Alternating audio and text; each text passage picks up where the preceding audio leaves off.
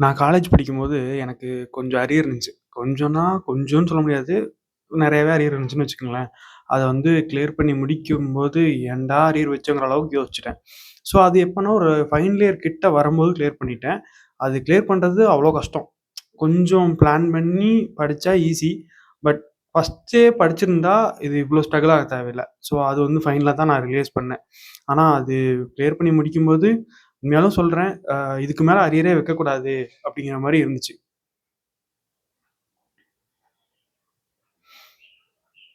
அதே மாரி மேபி நீங்களும் அரியர் வச்சிருக்கலாம். ஸோ நெறைய அரியர் இருக்கலாம், கம்மியா அரியர் இருக்கலாம். இதே மாரி ஃபீல் பண்ணிட்டு கூட இருக்கலாம். ஸோ யாராவது கைடன்ஸ் இருக்காதா? அப்படிங்கிற மாரி கூட நீங்க யோசிச்சுட்டு இருக்கலாம். ஸோ உங்களுக்காக தான் இந்த வீடியோ கிரியேட் பண்றேன். ஸோ மேபி உங்களுக்கு யூஸ்ஃபுல்லா இருக்கு அப்படின்னா நம்ம சேனல சப்ஸ்கிரைப் பண்ணிக்கங்க.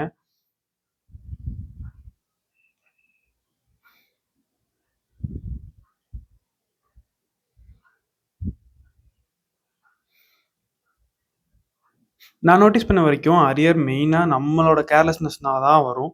ஸோ அதிகபட்சம் நம்ம வந்து அந்த டைம்ல ஃபோக்கஸ் பண்ணி படிக்காம இருந்திருப்போம். அதனால தான் அரியர் விழுந்திருக்கும். ஸோ அடுத்த டைம் ஃபோக்கஸ் பண்ணி படிச்சாலே அரியர் விழுகாம இருக்கும். ஸோ அதுக்கான சில டிப்ஸ் நான் இந்த ஸோ அதுக்கான சில டிப்ஸ் நான் இந்த வீடியோல சொல்றேன். ஸோ உங்களுக்கு யூஸ்ஃபுல்லா இருக்கு அப்டின்னா, நான் இந்த வீடியோவ லைக் பண்ணிக்கங்க.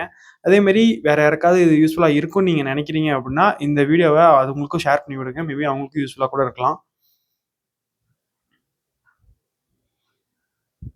இப்ப நான் எப்படி அரியர கிளியர் பண்ணேன் அப்டின்னா, உட்காந்து பிளான் பண்ணி படிச்சு, அ அதுவும் வந்து ரொம்ப கஷ்டமா இருக்கும். எப்படின்னா, மார்னிங் ஒரு எக்ஸாம் இருக்கும்.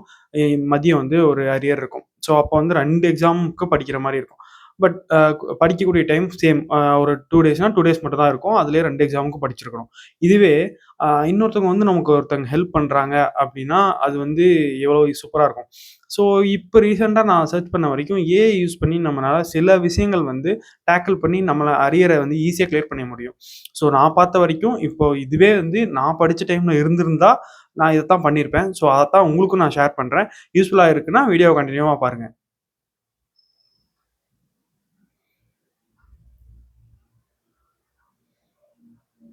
மெயினா ஒரு 3 டிப்ஸ் சொல்றேன். ஸோ, ஏஐ யூஸ் பண்ணி நம்ம அரியர சீக்கிரமா எப்படி கிளியர் பண்ணலாம் அப்படிங்கிறத வந்து இந்த வீடியோல சொல்றேன்.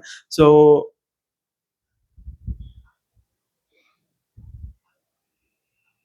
மெயினா ஒரு 3 டிப்ஸ் சொல்றேன்.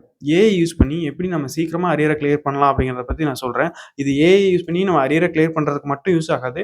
மேபி நம்ம எக்ஸாம் பாஸ் ஆகுறதுக்கு கூட யூஸ் ஆகும். ஸோ கன்டினியூவா பாருங்க. இதுல ஃபர்ஸ்ட் டிப் என்ன அப்படின்னா, அ ஒரு சாப்டர சம்மரைஸ் பண்றது. இப்போ நார்மலா ஒரு சாப்டர்ன்னு எடுத்துட்டோம்னா, அ அது போகும். பல பேஜஸ்க்கு இருக்கும். ஸோ இது எல்லாத்தையும் படிச்சு முடிச்சு, நம்ம ஃபைனலா ரீகால் பண்றதுக்கு ஒரு டைம் எடுத்துக்கும்.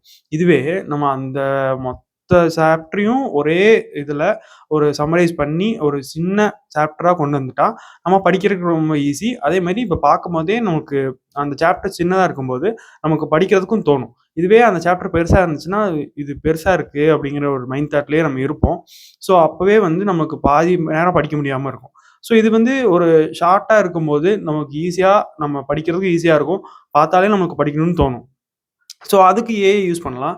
இப்போ வந்து ஏதாவது ஒரு ஏஐ பிளாட்ஃபார்ம் எடுத்துட்டு, உங்களோட சாப்டர் என்ன அப்படிங்கிறத ஒரு கிளிக் பண்ணியோ, இல்ல அ ஒரு ஸ்னாப்பா கிளிக் பண்ணியோ, இல்ல பிடிஎஃப்ல இருந்து காப்பி பேஸ்ட் பண்ணியோ, இல்ல பிடிஎஃப்பாவே குடுத்துருங்க. குடுத்துட்டு அந்த ஏஐ கிட்ட நான் டிஸ்கிரிப்ஷன்ல ஒரு ப்ராம்ப்ட் குடுக்குறேன். ஸோ, அந்த ப்ராம்ப்ட்ட குடுத்து நீங்க அ அந்த சாப்டர சம்மரைஸ் பண்ணி, அத வந்து நீங்க யூஸ் பண்ணி பாருங்க. மேபி உங்களுக்கு வந்து மெயின் பாயிண்ட்ஸ் அதாவது இம்பார்ட்டன்ட் பாயிண்ட்ஸ் என்னென்ன அப்படிங்கிறத அதுவே ஹைலைட் பண்ணி காமிக்கும். ஈவன் அதில இருக்கிற இம்பார்ட்டன்ட் கொஸ்டின்ஸும் ஹைலைட் பண்ணி காமிக்கும். ஸோ, அ நமக்கு படிக்கிறதுக்கும் ஈஸியா இருக்கும். நம்ம படிக்கும்போதே ஒரு ஐடியாவோட படிச்சுக்கலாம். ஸோ, இதுக்காக ஏஐ யூஸ் பண்றப்போ நமக்கு இன்னும் கொஞ்சம் டைம் சேவ் ஆகும்.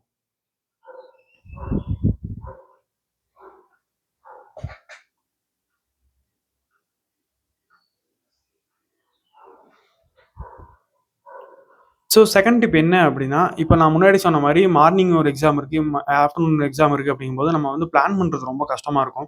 ஈவன் இப்ப கன்டினியூஸா எக்ஸாம்ஸ் வருது அப்டின்னா, அப்பவும் பிளான் பண்றதுக்கு வந்து கரெக்ட்டா பிளான் பண்ணி படிக்கணும். அப்பதான் வந்து நம்ம ஃபோக்கஸா படிக்க முடியும்.